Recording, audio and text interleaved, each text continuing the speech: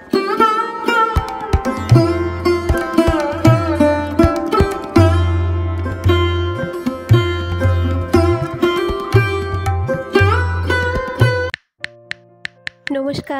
কেমন আছেন আপনারা সবাই? আশা করছি আপনারা খুব খুব খুব ভালো আছেন এবং আমিও অনেকটা ভালো আছি। আমি নিকিতাস ক্রনিকলসের দ্বিতীয় ব্লগে আপনাদের সবাইকে স্বাগত জানাই। আজ হলো সোমবার। আজ মেয়ের স্কুল একটু দেরিতে আছে, কারণ আছে পিটিএম। সময় দিয়েছে 10:30 নাগাদ, তাই একটু যখন দেরি করেই যাব, ওকে আর উঠালাম না। মেয়েকে ঘুমোতে দিয়েই আমি সকাল সকাল ছাদে চলে এসেছি। এখন সময় হলো ভোর 5টা। দেখুন মাধবীলতা গাছটা কত কত ফুল দিয়েছে। দুদিন আগে আপনাদেরকে দেখালাম ব্লগে, তখন কিন্তু এতগুলো ফুল ছিল না। দুদিন এত বৃষ্টির জল পেয়েছে, গাছ ভর্তি আবার ফুল দিয়েছে। 2 রকমের কালার আছে, তো দেখতে একটা অন্য রকমই সুন্দর লাগে। চলুন ফুল দেখতে দেখতে কতগুলো ফুল তুলেও নিই, ঠাকুরকে পুজো দিতে হবে তো।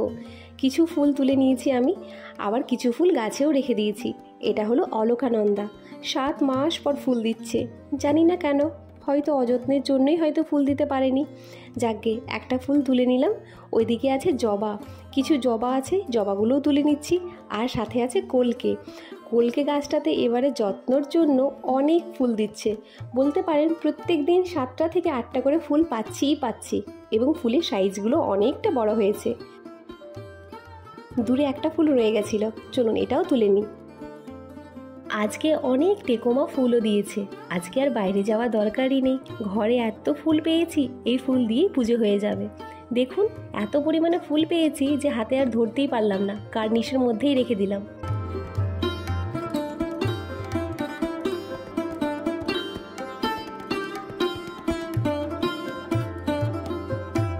ফুল তোলা প্রায় কমপ্লিট। চলুন ওদিকটা একবার আপনাদেরকে ঘুরে দেখাই। এখানে লাগিয়েছিলাম আমি 7 থেকে 8 মাস আগে রজনীগন্ধা।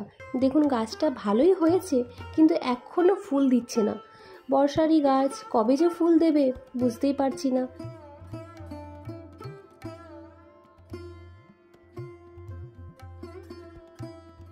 ছাদে এসে সময় কাটাতে কাটাতে আমি বাকি কাজগুলোর কথা তো ভুলেই যাই। এই জন্যই বোধহয় মানুষ গাছ লাগায়, ফুল গাছ লাগায়, তাই না? চলুন এবার আমার বাকি ফুলগুলো ঠাকুর ঘরে রেখে দিই, কারণ এবার আমাকে কাজে লেগে পড়তে হবে। এবার মেয়ের জামাটা আয়রন করে নিই। স্কুলে মিটিং আছে, আগেই বললাম, ভালো রকমভাবে ড্রেসটা পরে যেতে হবে, না হলে ওদের আবার অনেক কথা। আয়রন করা একদমই কমপ্লিট হয়ে গেছে। চলুন এবার নিচে যাই, গরম গরম চা খাই।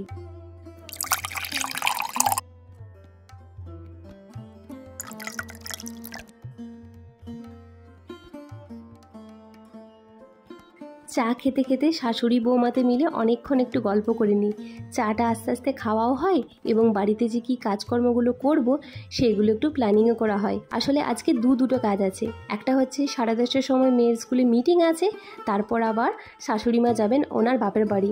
ওখানে আবার আজকে দুর্গা মন্দির প্রতিষ্ঠা হচ্ছেন, তাই উনি বলছেন যে তুমি যত তাড়াতাড়ি সম্ভব আসবে, তারপর ছেলে আর আমি যাব মামা বাড়ি। আর এদিকে যাতে তাড়াতাড়ি রান্না হয় তার জন্য আমি খিচুড়ি বসিয়েছি। আর এই যে পুঁইগুলো দেখতে পাচ্ছ, এটা হলো আমার বাড়ির গাছের পুঁই, একদম কচি কচি পাতা আর কচি কচি ডগা।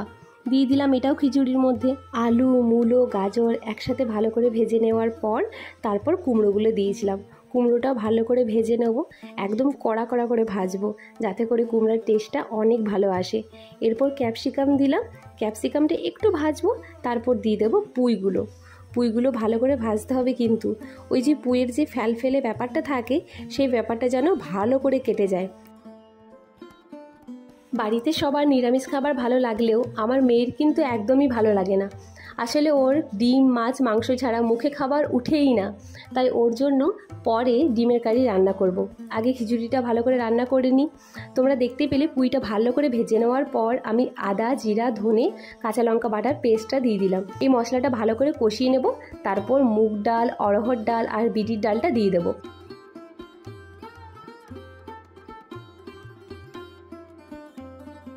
এই ডালটা ভালো করে ভাজা হয়ে গেলে হলুদ, নুন আর একটু কাশ্মীরি লঙ্কা গুঁড়ো ওটা দিতে পারো।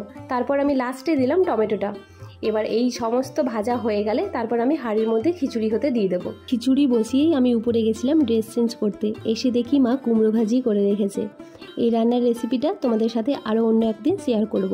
আমার বাড়ির সব সদস্যের কথা তোমরা হয়তো জানো, কিন্তু এই মহারাজের কথা জানো না। এর যখন জন্ম তখন থেকে এর মা এখানে রেখে গেছিল, তখন থেকে এই আমাদের সাথেই আছে। বাড়ির সবার মধ্যে আমাকে সব থেকে বেশি ভালোবাসে। যখনই আমাকে দেখতে পায় আমার চারিপাশে এরকম গোল গোল গোল গোল করে ঘোরে। আসলে ওর যখন আদর খাওয়ার মন হয় তখন এরকম করে, কিন্তু আজকে ওকে আদর করতে পারবো না, কারণ আজকে মেয়েকে রেডি করতে হবে। এসে দেখি মেয়ে নিজে থেকে রেডি হতে শুরু করে দিয়েছে। আমার মেয়ে অনেক ছোট থেকেই নিজের কাজ নিজে করতে বেশি ভালোবাসে। এই যেমন জুতো পলিশ করা, নিজের ওয়াটার বোতল টিফিন ব্যাগের মধ্যে ঢোকানো, নিজের ড্রেস চেঞ্জ করা, নিজের ড্রেস পরা, চুল আঁচড়ানো ইত্যাদি। কিন্তু বাইরের অবস্থা দেখুন, একদম ঘুটঘুটে কালো মেঘ করে এসছে। মনে হচ্ছে যে কোনো সময় বৃষ্টি হতে পারে, কিন্তু কি আর করা যাবে, মিটিংয়ে তো আসতেই হবে।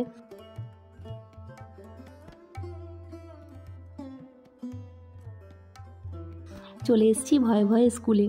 কি জানি এবার তো আমাদের পালা। কি যে বলবেন ম্যাডাম, কি জানি। এই যে লাইনে দাঁড়িয়ে থেকে অপেক্ষা করা, এটার মধ্যে একটা অন্যরকম ভয় কাজ করছে। মনে হচ্ছে ম্যাডাম কি বলবেন কে জানে, কি কি দুষ্টুমি করেছে, কেমন পড়া করছে, কি করছে, কারোর সাথে মারামারি করছে কিনা, মানে মনের মধ্যে অনেক রকম ভয় লাগে। যাকগে, ম্যাডাম তো ভালোই বললো। চলে এলাম মেয়ের স্কুল থেকে বাড়ি। এবার আমি রান্না করছি ডিমের কারি। ওরা গেল মামা বাড়ি, ওরা আসবে সেই রাত্রেবেলাতে। ততক্ষণে আমি ডিমের কারিটা রান্না করে রাখি, আর রাত্রেবেলাতে গরম গরম রুটি করব। চলুন আমরা মা মেয়ে মিলে খিচুড়ি আর ডিমের কারি এই বর্ষার দিনটাতে উপভোগ করি। ততক্ষণে আপনারা ভালো থাকবেন, সুস্থ থাকবেন, আর সবাইকে ভালো রাখবেন। এবং কমেন্টস করে জানাতে ভুলবেন না আমার ভিডিওর কোন অংশটা আপনাদের সব থেকে বেশি ভালো লেগেছে। দেখা হবে কাল আর একটা নতুন ভিডিওর সাথে।